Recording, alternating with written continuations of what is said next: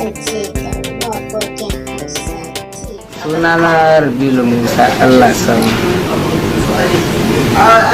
An haife ni a ɗan lasan ƙaramar hukumar warawa da ke Kano. Kuma na yi firamare a ɗan lasan, na yi secondary, na yi teachers college wudil, na kuma yi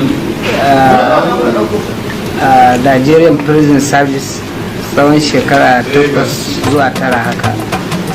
Na bari na ci gaba da harka ta dakarwa. So dai sunan wani kakana ne,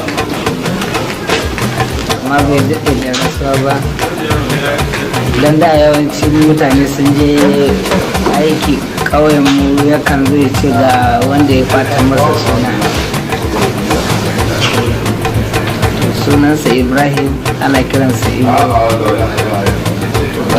Daga nan dai na samu wannan. Ni na fara wannan harkar tun na JSS 3. Na fara ta lokacin da na zo ina sakandare, na ga ana irin kungiyar na a makaranta, sai na zan cewa kungiyar wasan kwaikwayo ce. Sai na ba da sunana suka isawa, ko na yi musu kaɗan ne a wani lokacin. Ba haka dai na ranka na ci dai na ɗan zuwa ɗin dai har wata ran aka gwada ni. Daga inda ku aka gwada ni, to ni ma kuma sai na zama hidi a ja ne mun. Ina je sai nake wasan kwaikwayo. Da muna wasan dandamali. To sai muka zo Alhaji Musa na Sale ya ce masa fim kamar yadda yake yin audio na mawaka. To akalla da hede muka yi masa fim guda 8 ko 9 ne, wanda hede mu ci wake da shinkafa ba kokobo. Shi kuma ya ta buga yana sayarwa, mu ba musamman mu dai kawai mu shige a ce shege ba ne kawai na yana burge mu. Da an fi iya takun ma, an fi tsara ma fim ɗin, sai dai da yake kayan aiki ne na da ya yi karanci. Yanzu kuma ga kayan aiki amma buga-buga ta ya, ni ba zan iya kwatanta shi ba. Irin dai kalubalen da nake fama da shi, tunda wani ma zai je abu a ce ni ne, ko kuma ba dai irin abin da ba na samu. Illa kawai abin da yake kare ni addu'ar iyaye da kuma san manzan Allah sallallahu alaihi wasallama da nake da yawa. To amma dama ita rayuwa haka take, ya tsin kamar ka kula ba daidai suke ba. Kuma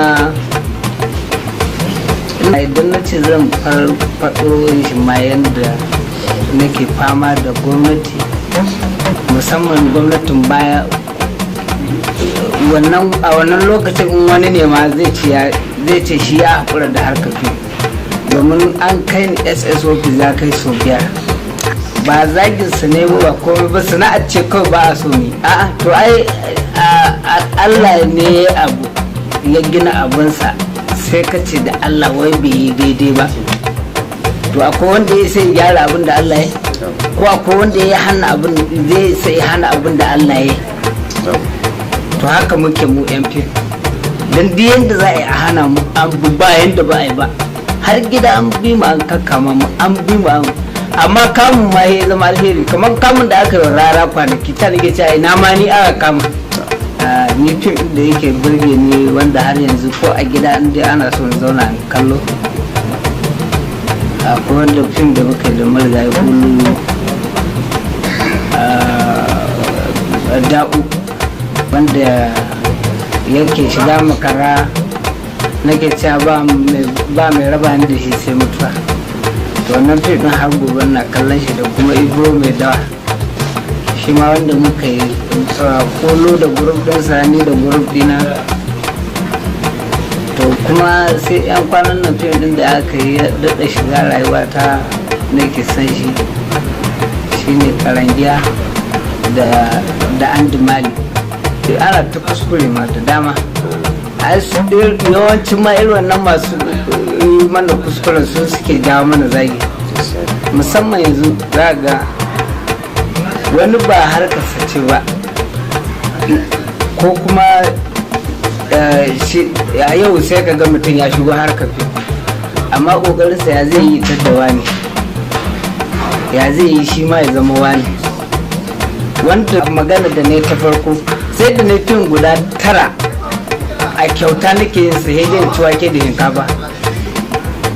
Ni dai kawai na tafi ne, ban san ma me ake samu, ban san me ba.